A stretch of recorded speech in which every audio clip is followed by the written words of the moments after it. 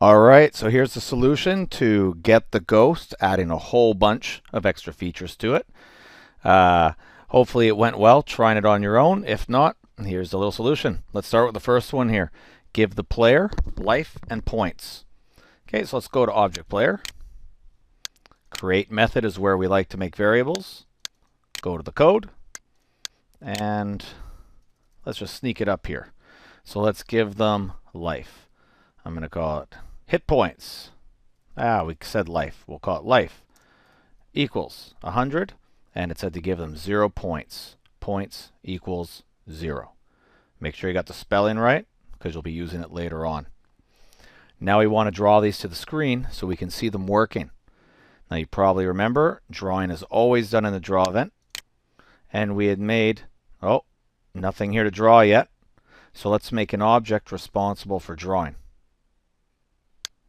So let's go to Objects, Create Object. I'm going to just call this the Draw Stuff object. I don't need a sprite. And the method I'm concerned with is the draw method. The only place you can draw.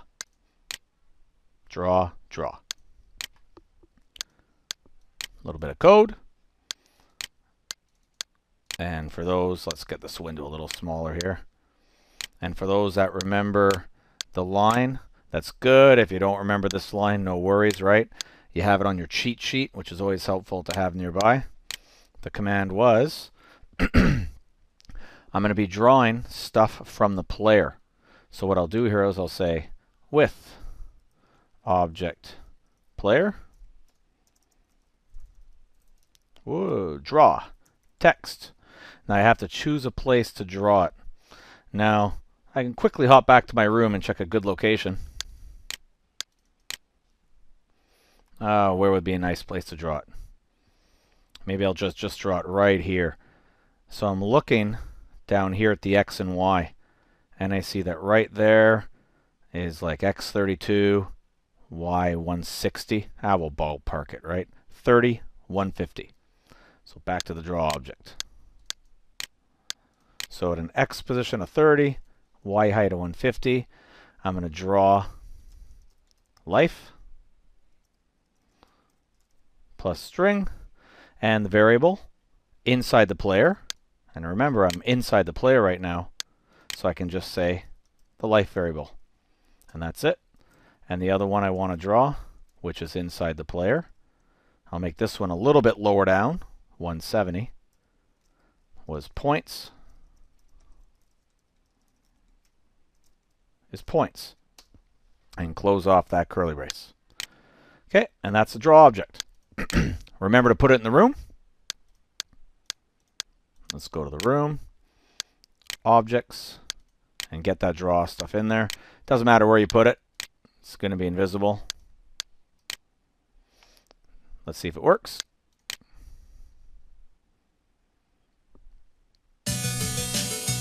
Oh, it's black. Drawing on black. Okay, this little error here. I forgot my own instructions of setting the color to draw in white.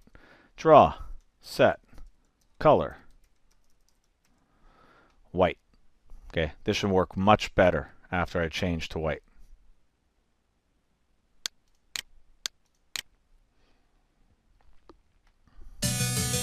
There we go. Looks good. Okay, there's one down. Next one. Give the ghost some life. So it takes 2 hits to destroy a ghost. So I'll go to the ghost object. I see we don't have a create method yet, so let's add that create method. And that's where we'll make the variable for life for the ghost. I'll call this one life as well.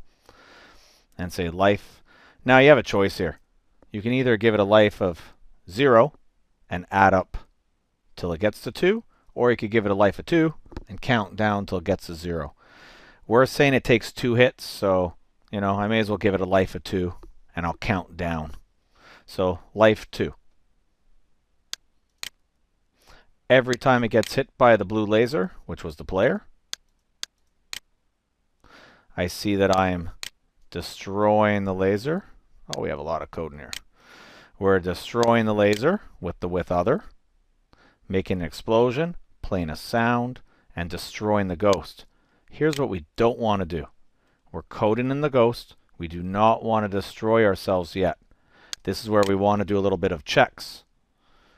We're going to say life equals life minus 1.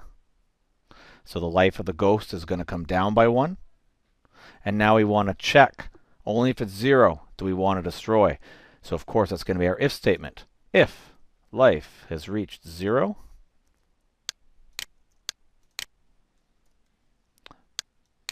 instance destroy, which will destroy itself, the ghost that we're coding inside. Let's give this a go. Test it out.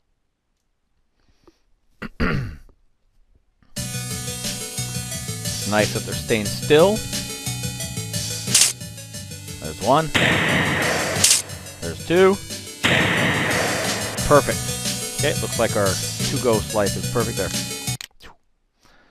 Okay, just to show you that code again that we added, right? It was just that little chunk right there. Okay, the next part. Give some points each time you hit the ghost. Okay, this should be easy since we're already right here inside the ghost getting hit by the laser. Really, you can decide to put it almost anywhere here. Why don't we just sneak it right before we do the life stuff? We can just sneak a little line here. Now you have to remember, you're tempted to go points equals points plus 5. But we're coding inside the ghost.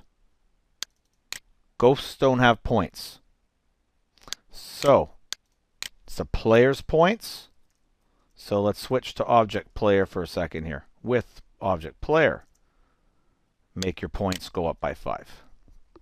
Okay, much better. And so now we have this good chunk of code here. You'll notice when you start to make more complex games, you're not always going to have 2 or 3 lines. Sometimes you're going to have, 10, 15, 20, 50, 100 lines of code. It just keeps adding up as you try to add more features to your game or program.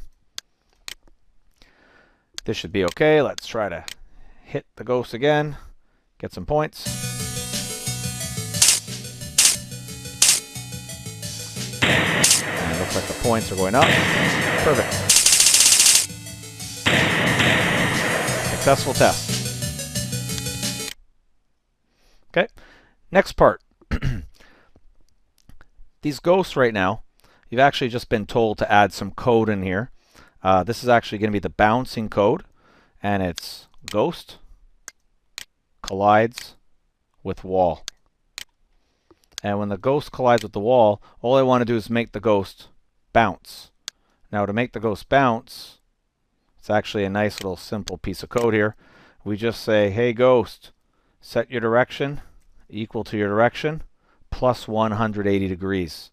So basically, if it's going left, add another 180 degrees. It's going to be going right, and vice versa. It's a very simple way to make something flip directions. Okay, one of the ways you could do it. We're going to need that because in the next section of code, we're going to be getting the boss to spit out these ghosts moving, and they're going to bounce into the walls. Okay, next part. Make the boss fire out some ghosts to the right every once in a while. This is possibly a classic step command of the boss. So let's go to the boss. Let's add event. Step. Step. Remember, step is happening 30 times a second. It's a great place to add code that you want to constantly happen. So you got to be careful here. And I'm just going to do our standard thing that you saw in the lesson video, which was pick a random number, randomly decide whether or not to fire a ghost out. So whenever you want to produce stuff randomly, this is a very common way to do it. Random range. The odds here don't matter too much for now. Let's just say 1 to 100. And I'll just ask a quick question. If that number happens to be a 1, I'm going to spit out a ghost.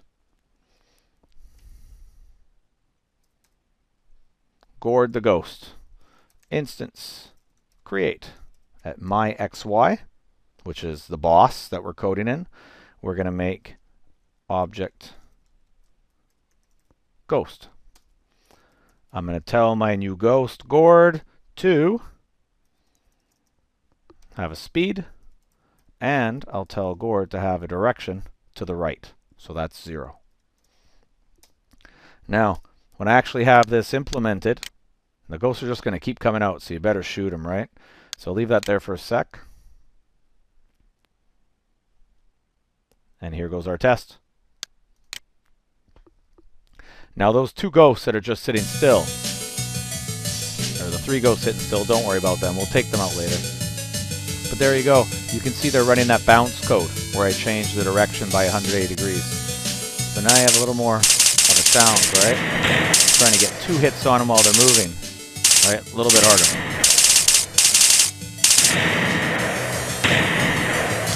Okay. So far, so good. Now, we're going to end right there for this video. There's obviously the second part, which does the next 6 or 7 modifications to the program, and you can continue from there. So go watch that one if you had trouble. Hopefully that went okay on your own as usual, and we'll see you in the next video.